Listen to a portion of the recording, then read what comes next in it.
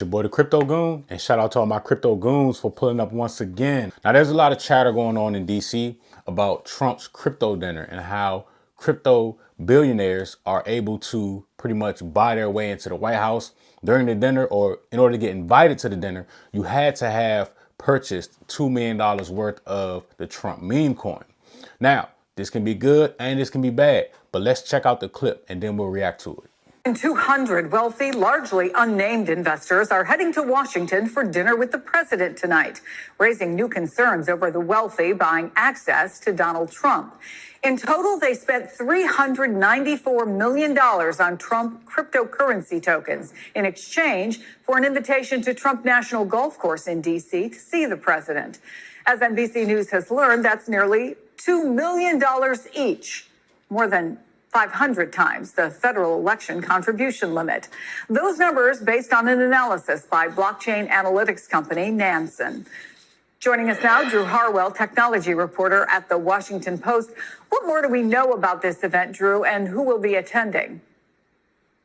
Well, we know that it's a lot of anonymous people. These are really wealthy crypto holders from all around the world. I've talked to some from Singapore and Southeast Asia, and they're coming into this country with the hopes that they can talk to the president themselves, hope to lobby him on their preferred crypto policies. And they feel like, they've given a lot of money to the president, so they're excited to have his ear. Most of them are foreign. As far as our analysis has been able to find, 19 of the top 25 got their coins through exchanges that don't even work with Americans. These are foreign exchanges. So I think that raises a question because, if these foreign spenders were to donate to a political candidate in the U.S., it would be forbidden. And yet they can give money to the president pretty openly, as we've seen here. Yeah, help us understand that, because my recollection of it is that foreign nationals can't make political contributions, right?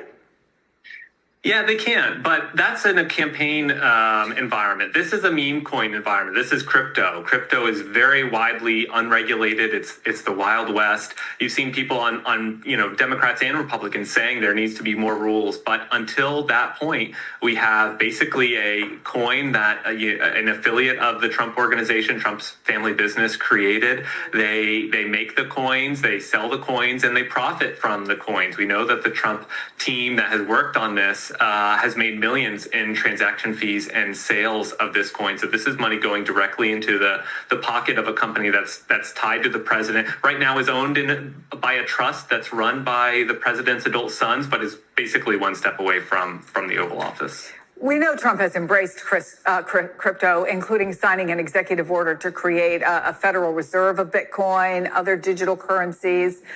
What does his support mean for this growing tech, and frankly, a tech that a lot of people don't even understand? Yeah, well, they love it. I mean, the crypto industry felt that the Biden administration was too tough. They felt like they were finally going to see regulations after many years of basically policing themselves and really not policing themselves all that well. So, and Trump himself even years ago said he felt that Bitcoin was kind of a scam. He felt that it was not money. He felt that the prices were basically concocted out of thin air. And yet in the last year, because, as sort of affiliated with that idea that these crypto people have started supporting him, we saw during the campaign, Trump would go to Bitcoin events and campaign events with deep-pocketed crypto holders. So, he's really created a close, familiar relationship with a lot of these people, and they are paying him back through, tens of millions of dollars in investments, and not just this meme coin, but another crypto venture that Trump is involved with called World Liberty Financial. So, the crypto people are investing money, seeing him as a friendly face in the White House, and Trump is benefiting too by having these people on his side. So I think it suggests that crypto is going to have a nice, warm welcome in Washington. We've already seen under the Trump administration that the Department of Justice has basically directed prosecutors to not investigate a certain amount of cryptocurrency crime. And even one of these top investors in the meme coin is a guy named Justin Sun, who's a Chinese crypto billionaire. He was under investigation by the SEC dating back to 2023, but now the SEC has basically called to freeze that case. So you're just seeing a really close bind between the crypto industry and the president himself and all of his business allies. Drew Harwell, thanks for coming on the show. Okay, so like I said before, this can be good and this can be bad, right? This can be bad from a political standpoint because this is looked at as payola. However, for us that are involved in the cryptocurrency world, the floodgates are open. In order for this to work properly in our favor, Trump would need to back off of the tariff wars, right? So just looking at the crypto bubbles, as you can see on the day, because every time Trump sends a tweet or gets on Truth Social and he says anything about tariffs, like today he talked about putting tariffs on Apple, it scares most investors and they search for liquidity and they start liquidating their positions because they think that they're going to lose money. Now, here's the other thing. I live in the DC area. And when you drive around the DC area, you see marketing, for crypto. So let's just say, for example, Ripple that owns XRP. They have billboards everywhere. Okay. Now, I'm not mad at Trump for trying to turn the United States into the capital of crypto, right? The blockchain technology is the future. Nothing ever stays the same. If you stay the same, you die. Okay. For anyone that, I'm 37, for anybody that remembers, for a while, when you had a business, right? You had brick and mortar. You had to have stores that people can drive by and see. You had to have newspaper ads and yellow page ads, stuff like that, right? Well, then the internet came out. And when the internet first came out, people said, oh, this internet thing is a joke. It's dumb. It's this, it's that. Well, you fast forward. Well, now we can't even pretty much live without the internet, right? So cryptocurrency is going through the same process. You have all of these older people saying, hey, crypto is a scam, or crypto is this, crypto is that. And then 10, 15, 20 years from now, everything will be on the blockchain, right? Because it's faster. It's almost like the new internet, right? There are even internet browsers, and there are new functions that the blockchain has that will sort of replace a lot of the things that we do on the internet. There will be things that that we do now on the internet that we will be doing on the blockchain, right? So we're talking about like distribution of music, right? Real estate, right? The tokenization of assets, right? So it's a good thing that he's thinking forward, and then that he has kids that he listens to. That's part of the reason why he even won the election in the first place, is because his children were saying, hey, go on this podcast, go on that podcast, right? While the opposing candidate did none of that stuff, right? So that stuff played a role. You used to be able to go on Fox News. You used to be able to go on CNN and speak your mind, speak your policies or whatever. And that form of media is dying. Right now we have YouTube, right? And at some point there will be another digital platform that will be on the blockchain where people will go and get their media from. One thing that's important is this thing that we call on-chain, right? Some people call it the trenches. And it looks a little weird now. It's kind of hard to understand if you've never looked at it. But in the future, the on-chain, which is on the blockchain, will be one of those things that we will be using just like how we use Instagram and all these other apps. We'll be going on chain to access information, to access digital technology, to access, tokenization of assets. So I think that it's a smart move, him getting in front of this thing, him being a part of it, and I know people don't like the fact that he can be bought, but it is what it is. For us, right? Everybody that loves cryptocurrency, it will at some point, the floodgates will open and we will kill it. Okay. You just got to stay locked in. And just like how you hold your favorite stocks, your S&P 500s, right? Cryptocurrency will be the same thing. These things are just like stocks, but the only thing is they are attached to a different technology. Okay.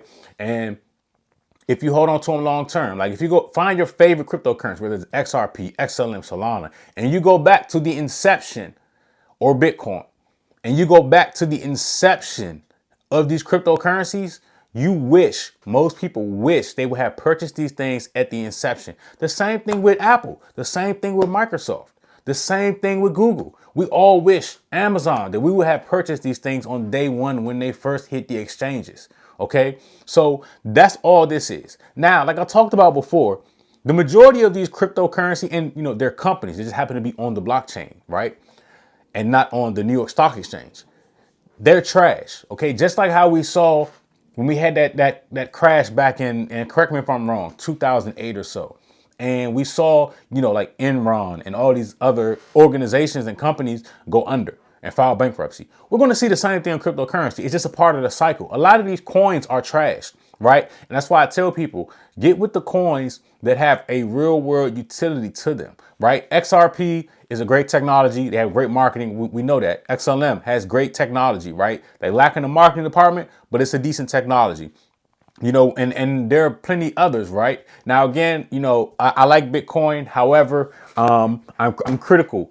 I'm critical of Bitcoin. The reason why is because it is a dinosaur. It is very slow to send and receive money, but people view it as a store of value like gold or silver. Okay. And there's nothing wrong with that, right? Let Bitcoin be that. But anything after that needs to have a real world use and technology, whether it's sending and receiving money, information, or the tokenization of assets. Now, we may also see gaming, some of these gaming technologies that will, I think that at some point the metaverse, right? Like they tried it during the pandemic, it did pretty decent, and then it died down. But I think in the future, even the gaming sector, the metaverse will be something, right? But we just haven't gotten there yet. And we don't know which,